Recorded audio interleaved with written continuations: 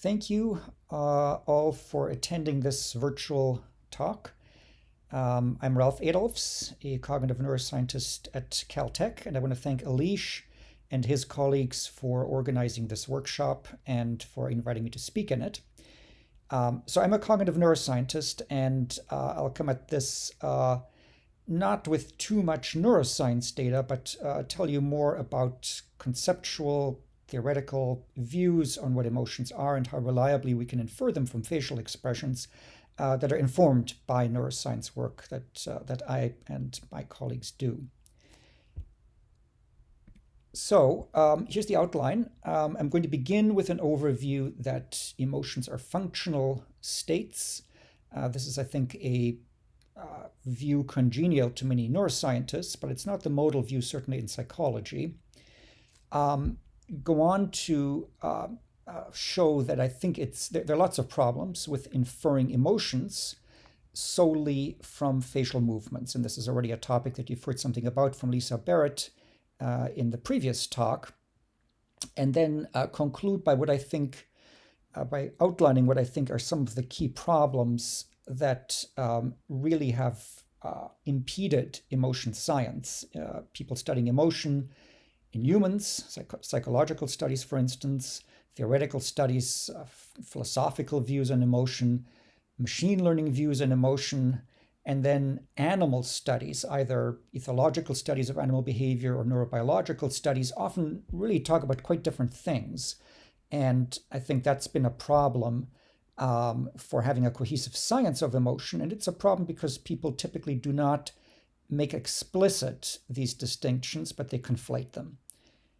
So a starting point, I think, for this entire workshop, and certainly for my own views on emotion, and for this tome that we recently wrote in this journal, Psychological Science in the Public Interest, that included Alish, Lisa, myself, and other co-authors, was a reaction to something like what you see on the screen here, which is if you Google, depending on your browser, etc., but if you Google emotional facial expressions, you get the impression that this is more or less figured out and that there are 6 universal ones, they're cross-cultural, and certainly if you look at what companies advertise as well, I think you get a view that's pretty much representative of what the lay view is, which is that, sure, we can read emotions off people's facial expressions. Isn't that what we do all the time? And isn't that what psychologists have discovered? And I think companies capitalize on that view in advertising what it is that they can do with videos or images of faces using machine learning algorithms to classify the emotion. Once you start looking at the details, it's not just that this is inaccurate, but it's really wrong. Nothing could be further from the truth. And if you reflect on it, it's not too surprising. Most of the time when I see people making various facial expressions, they're not accurate indicators of an internal emotional state, or I don't know what the emotional state is. I think it's fair to say that, you can't tell them right here, but all the little images of facial expressions that quickly pop up on your browser when you Google this topic are known to be invalid. They're all actors posing these, and so they're not feeling the particular emotions, one can assume. So looking at how thought about emotional expressions traces back through history, Charles Darwin was probably the most famous and had a large impact on this view that there are universal facial expressions, that there are basic emotions, that these are cross-cultural, and in fact that we share them in common with many other animals. So in his book, The Expression of the Emotions in Man and Animals, Darwin laid out some interesting ideas, some of which were clearly wrong. He was fairly confident that he could in fact make sense of the emotional expressions of other animals and that they corresponded more or less to the emotion categories that we have available words for in English. And there are problems with that. It's not that these are not emotional expressions. I think that they are. And it's not that you can't infer the emotion, but it's extremely difficult. You need to be an ethologist and really do a lot of field work and watch the animals. And there's a lot of detective work. Simply saying, well, this looks similar to something that a human might do, doesn't work. It's much more complicated than that. And Darwin was aware of this to some extent, so he articulated 3 principles in his book. Only the first one I'll briefly mention, which is that he thought emotions were what he called serviceable associated habits, by which he meant that there was a story to tell about emotional expressions, but it was more complicated than just saying, this is clearly an expression of fear, or this is a play face, or this is fear or threat. In particular, he thought that whereas emotional expressions now had unclear functions, or had functions that had been co-opted for a different purpose, in particular, social communication, there was a story to be told that the natural history of how these came about, in fact, they served some particular function. That is, baring the teeth made you ready to bite, piloerection, made you threatening, and so forth, so that there was a function that you could assign to these emotional displays, but the function might not be apparent in the here and now, but you might have to look into history and see how it evolved. And I think this was a critical insight, that emotions do serve some functional role, and we can make sense of them in terms of a functional role that they served in the past. But right now, if you see an emotional facial expression, it is extremely difficult to infer what the emotion state is unless you know a lot more about the context and the species and the environment in which it's operating.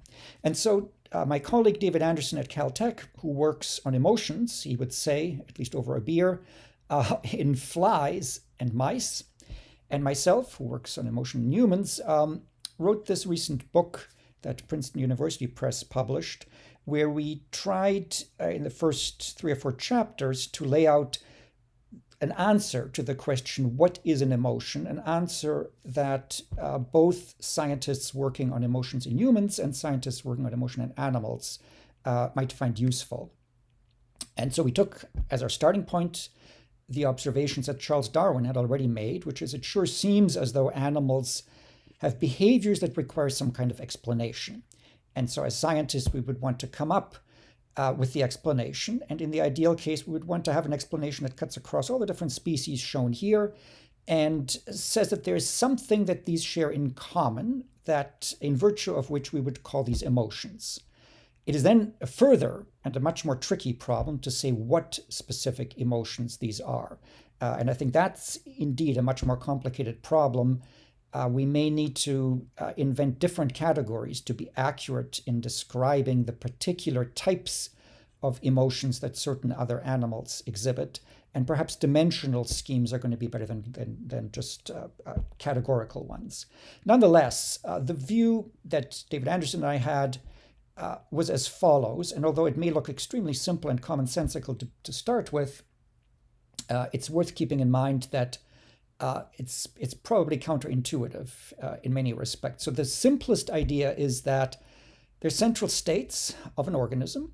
They're typically elicited by stimuli, and they have various causal consequences, which are the observations on the basis of which we infer this central emotional state. So you could think of it as a latent variable that explains how these behaviors are caused by stimuli. But you will see that it's not just observed behavior.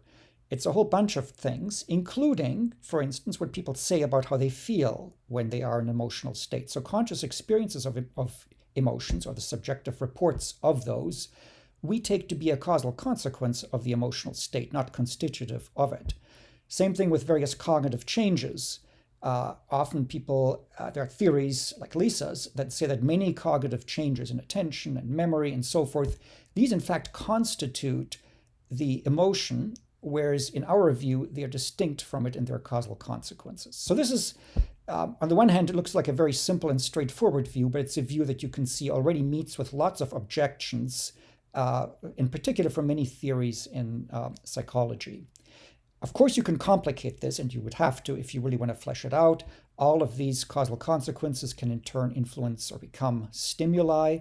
Stimuli do not just trigger emotions in a reflex-like way, but instead there is lots of context. So the context in which a stimulus, like a facial expression, occurs is critical. And of course, at least in adult humans, we have some volitional control. The other key point, which is really a functionalist view in the sense of philosophical psychofunctionalism, that emotions by themselves do absolutely nothing. So but that's the case for all mental states. So if I have a perceptual state, if I have a memory, you name it, those by themselves are impotent with respect to causing behavior. You need most of all of these other mental states. You need most of the mind in order to cause coherent behavior. And so emotions only actually make sense as one component amongst many other psychological states with which they interact. And that architecture in part serves to individuate emotions. So we would need to know a lot, not just about the behaviors caused, about the way that the stimuli give rise to the behaviors, but in fact about the mind of the animal or the person and other psychological states that interface causally, one way or the other, with emotions. And of course, there's lots of studies on this, but typically, I think people have the view that you can to some extent neglect this, and you can simply study how stimuli give rise to emotions and give rise to behavior. But again, emotions by themselves don't do anything. They need to have perception, they need to have attention, they need to have memory, they need to have various decision-making mechanisms, and all of that serves to cause adaptive behavior. So this is the list, provisional, preliminary, incomplete, that David Anderson and I came up with in our book, that we thought characterized emotions. And I think this list distinguishes emotions from reflexes. They are more flexible, more persistent. They integrate information over time. They're distinguished in a number of respects from reflexes, but they're also distinguished in a number of respects from just free, volitional, deliberative action. And so they fall intermediate. The basic view that we have is that emotions evolved in order to decouple stimuli from responses in the rigid way that reflexes do, to deal with certain packages of recurring themes in the environment, like threats, for instance, to which a particular type of response would need to be elicited. Without going into any detail, they have a similarity structure. Typically, in many psychological theories, this is two-dimensional, valence and arousal. And you can derive this actually both on the basis of the observed behaviors and from people's ratings of how they feel. In both cases, you get a two-dimensional similarity space that at least captures a lot of the variance in emotions and in their conscious experiences. This one, number 3, so they generalize more so than reflexes do, and they persist over time so that emotions are able to integrate multiple sources of information. They can accumulate evidence to a bound before a decision is made, and all of that is part of the flexibility of emotions. And then they have some priority over behavioral control. As I mentioned, they fall short of the full flexibility of volitional, deliberate behavior, but they're in a position to take over. And that automaticity, I think, is crucial to the function of emotions. They're there to always be monitoring potential threats, potentially very salient stimuli in the environment, for which you need to interrupt ongoing processing and mount a particular behavioral response. And because of that automaticity, they were already pre-adapted to serve as signals for social communication. In a sense, they could serve as honest signals, because if you saw an animal engaged in a particular emotional behavior, the very automaticity of that behavior served as some guarantee that you could in fact reliably infer an internal state.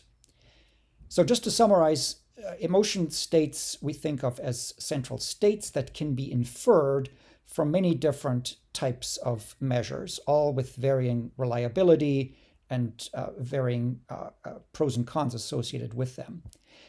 What's crucial is that the interpretation of an emotion based on the behavior requires some knowledge of its function. So if all you have is an animal exhibiting a certain behavior, and you just have a little time slice of that, it's absolutely impossible to conclude anything.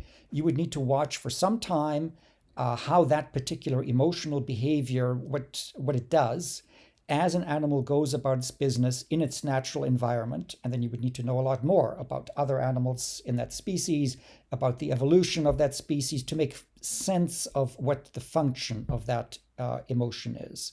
And of course, this is nothing new. With artifacts, we have exactly the same thing. So we very well know the function of these strange devices here that you can see on the internet if you Google something like mystery tool page. That is, the people who designed them very well know what these things do, but I would have no idea, and I assume you have no idea what this is. It's a Tenoning machine, which I don't know what that means.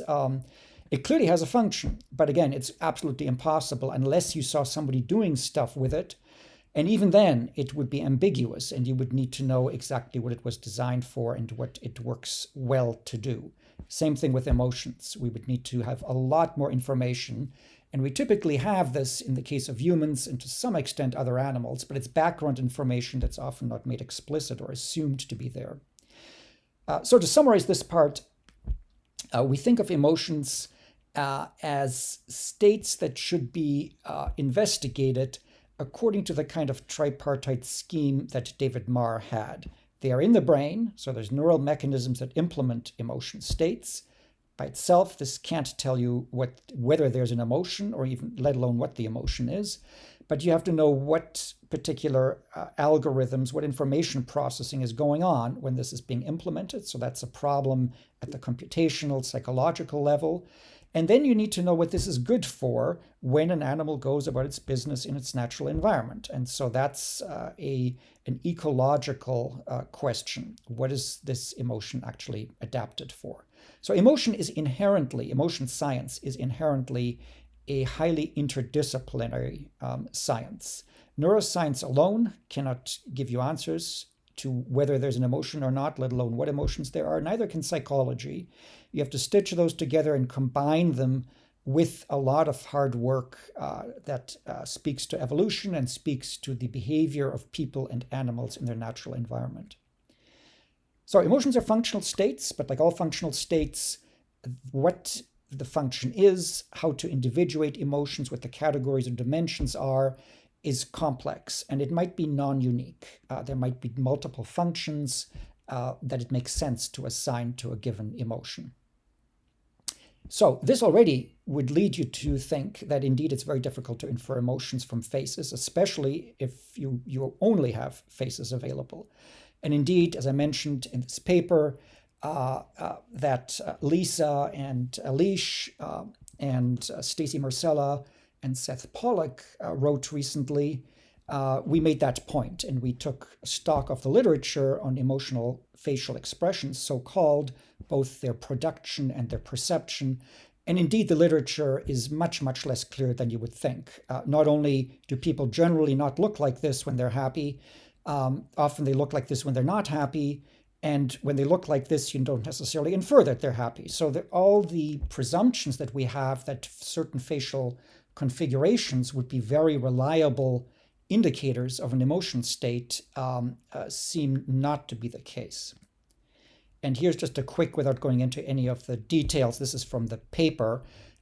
When we reviewed this, as I mentioned, both in terms of emotion, in terms of expression production, across a number of different types of subject groups, the reliability and especially the specificity of an emotion, of a particular facial expression being produced by a particular emotion, is very weak in many cases, and in many cases just unknown, because it's simply unknown what emotion what emotion state people are actually in when they make these facial expressions. Certainly, where the evidence is best, weak to strong here, well, these are posed facial expressions. And so, in general, nobody asked the actors, how are you feeling right now when they make these facial expressions? They were just asked to pose them.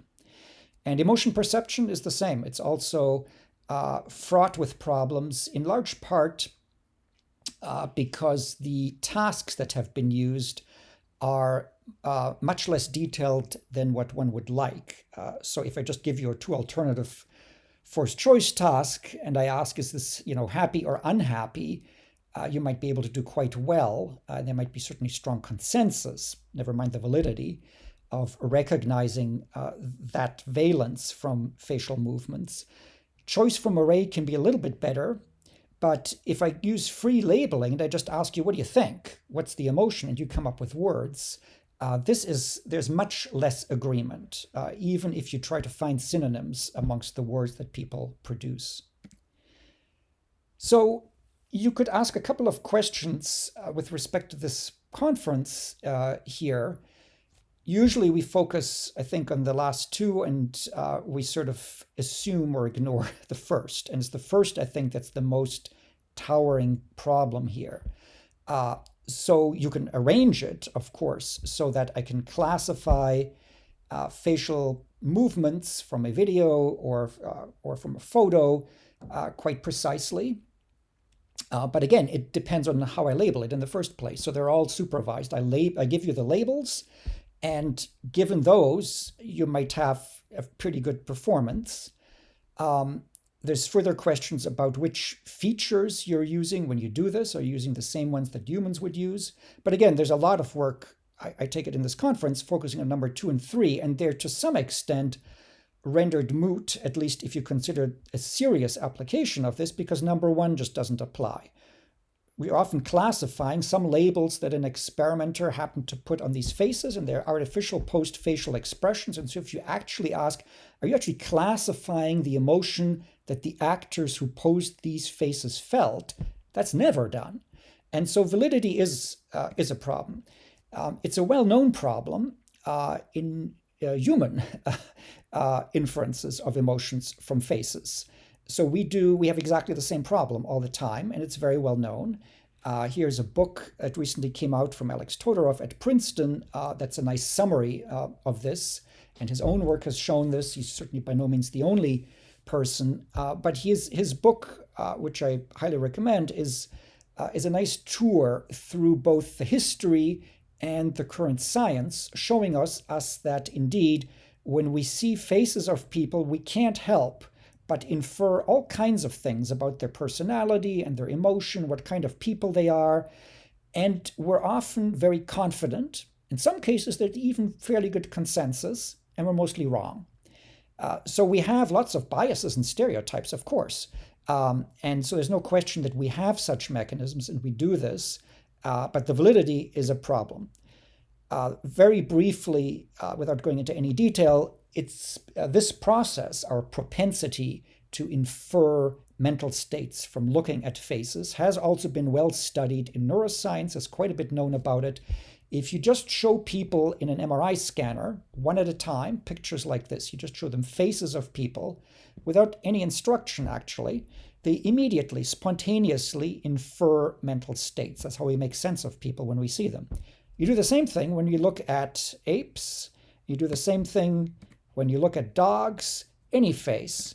And there is a whole network of brain regions, but one in this particular paper with my former postdoc, Bob Spunt, is this region here, dorsomedial prefrontal cortex, that seems to be very involved in a very general way in causal inference. So we see movements on a person's face, or we see their actions, and we want to come up with a causal explanation of what caused those. So we attribute mental states to them, internal states that explain the observed behavior.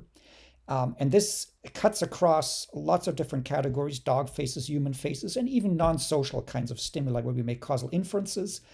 In this slightly dense table here, I want to just make one point, which is that the strength with which you activate this brain region, the propensity you have for making these social inferences, varies a lot from person to person. So we're not all alike in that respect. And in fact, it correlates, that's what this here is, it correlates with at a strength of about 0.7 as a correlation coefficient with a person's curiosity about other people, or with their empathy for other people. So there are individual differences that you can measure with questionnaires. That's what these empathy quotient and social curiosity measures are, across a number of people.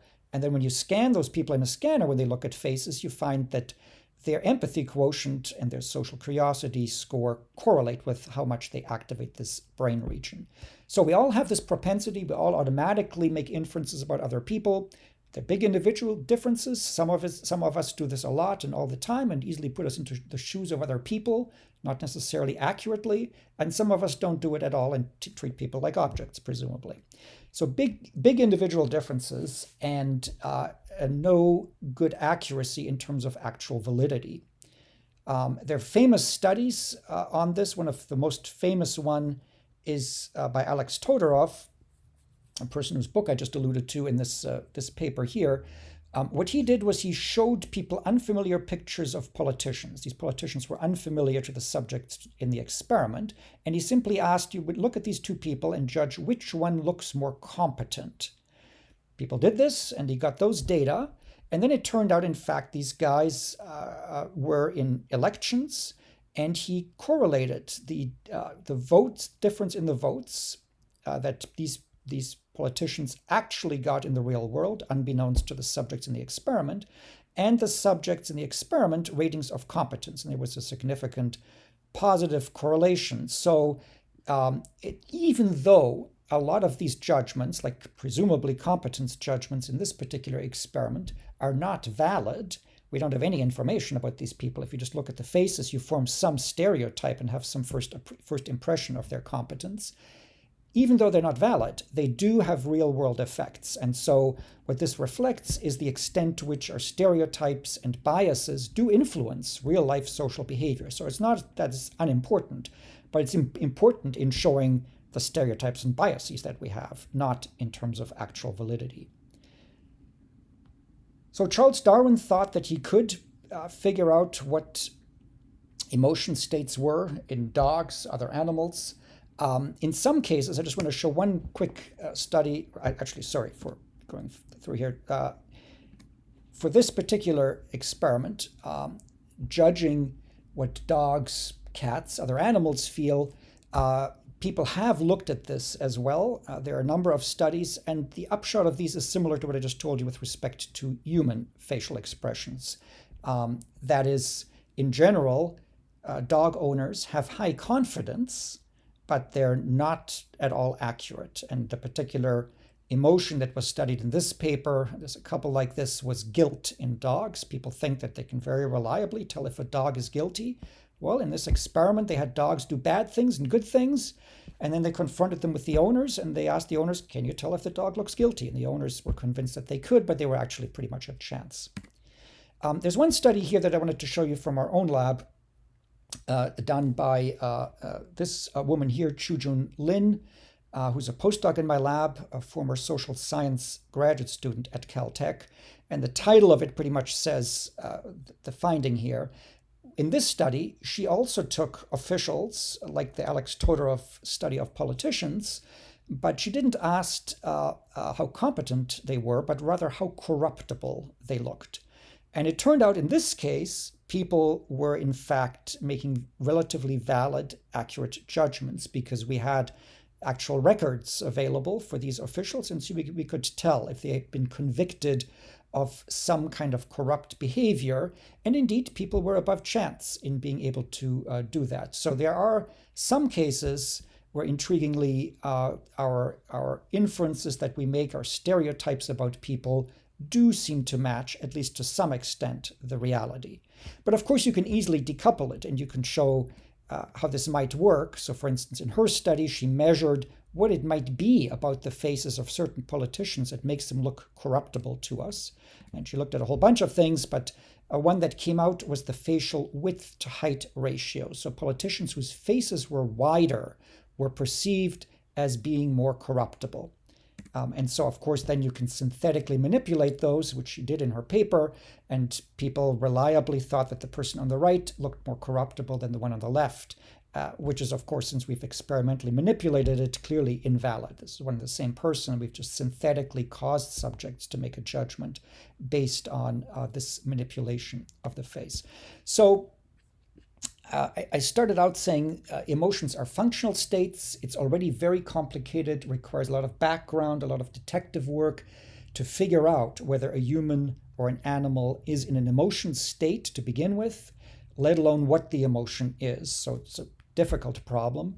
Facial expressions, yes, we infer all kinds of things from faces, personalities and emotions, and so we certainly have a propensity to do that.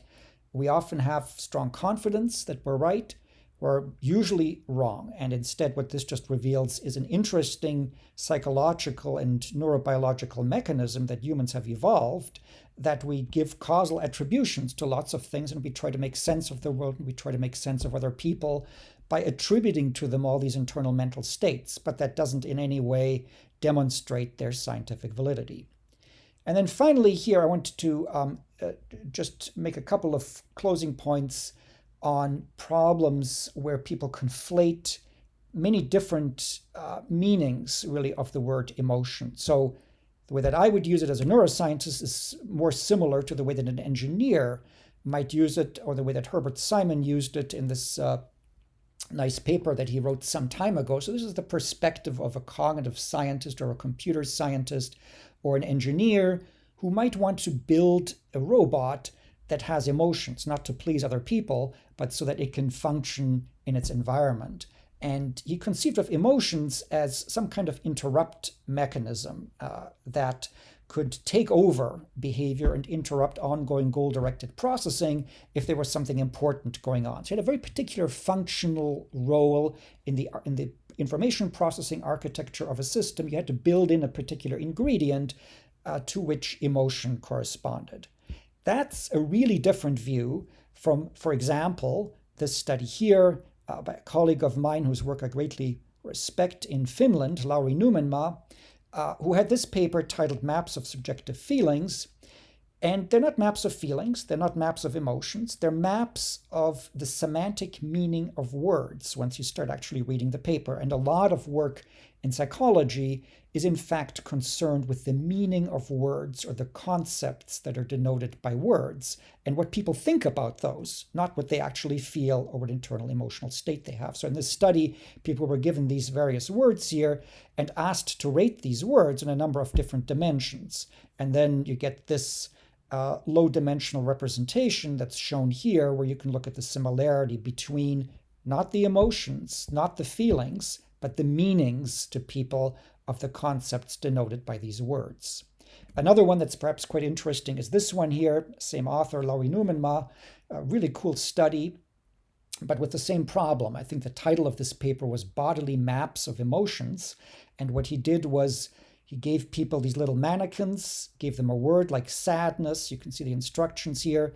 And you go and you use your mouse and you color in the parts of the body here that you think, where you think you feel something happening when you're in a state of sadness.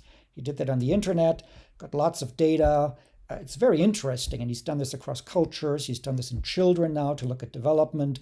And you get these, you get these nice bodily maps of feelings, of emotions. Now, are they maps of emotions?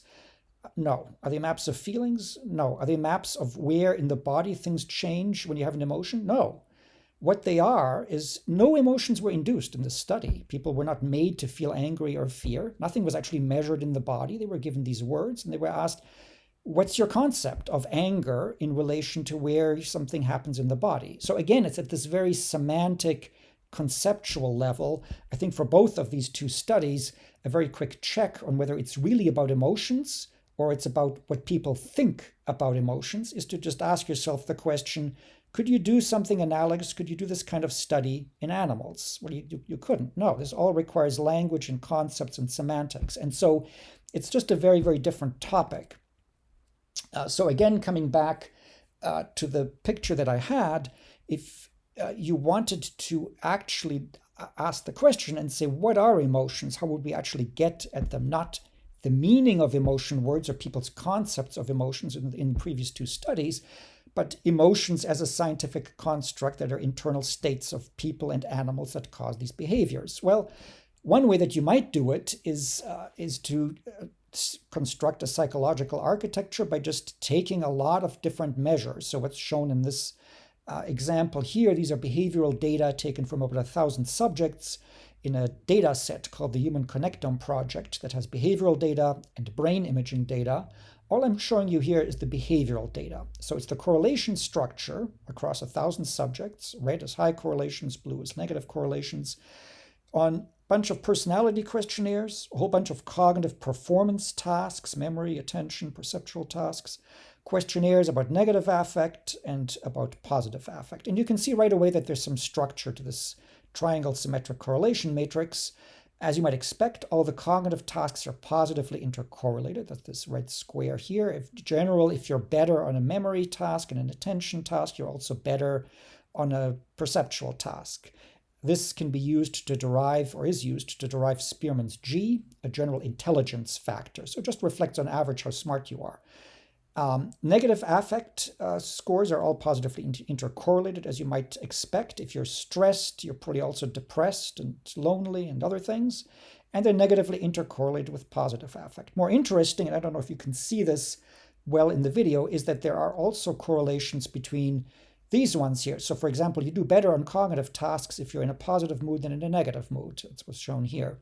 So there's lots of interesting correlations. And in the ideal case, you could imagine, I want a generative model that explains this observed correlation structure. What kind of architecture could I have? And so you could imagine deriving something like this. And this is a complete toy example. This is by no means meant to be an actual analysis of these data. Just to illustrate the point, I have the observed measures down here. That's the data on the left.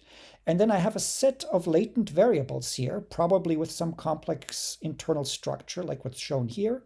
And emotions would be one variable in a box amongst others that explain with all the other variables, again, they do nothing by themselves, in how you would generate certain types of behaviors, some more so than others. So that's the way that we would think about it.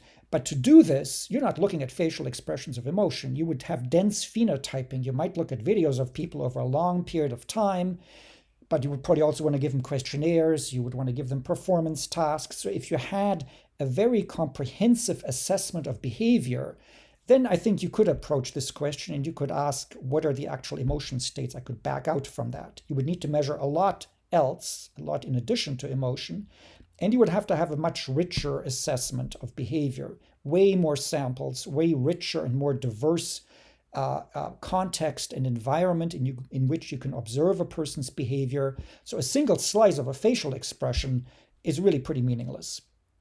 So to summarize then, emotions are functional states.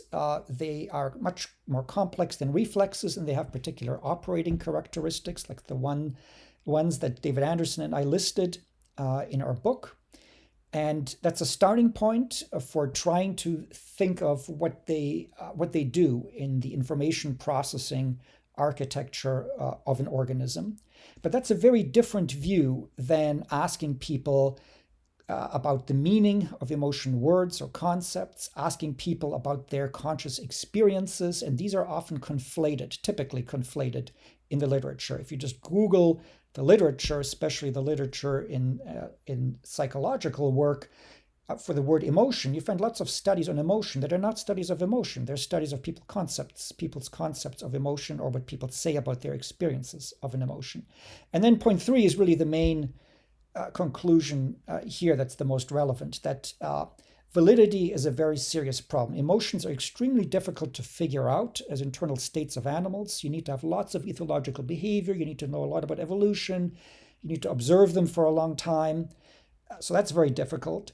And if you just restrict yourself to facial expressions, it turns out there's very little agreement in the facial movements that people produce when they're in a certain emotional states, and even in the emotions that are inferred to pictures of facial expressions. It's not nearly as reliable as people often seem to think. So that's the conclusion, and here's my lab's website if you want more information, links to papers, etc., and also the people in the lab and collaborators. I'm not going to say anything about them except for 2 people here. One is this person, Chu-Jun Lin, whose study on validly, surprisingly, relatively accurately being able to infer whether people look corrupt from their faces. That paper in Psychological Science, that's Chu-Jun's work, and she's continuing that work now, asking questions about how we make inferences to people's traits and states from looking at their faces. And then David Anderson, colleague of mine, together with others here at Caltech, who works on emotion states, not in humans, but in flies and in rodents. And with that, I will end, and thank you very much.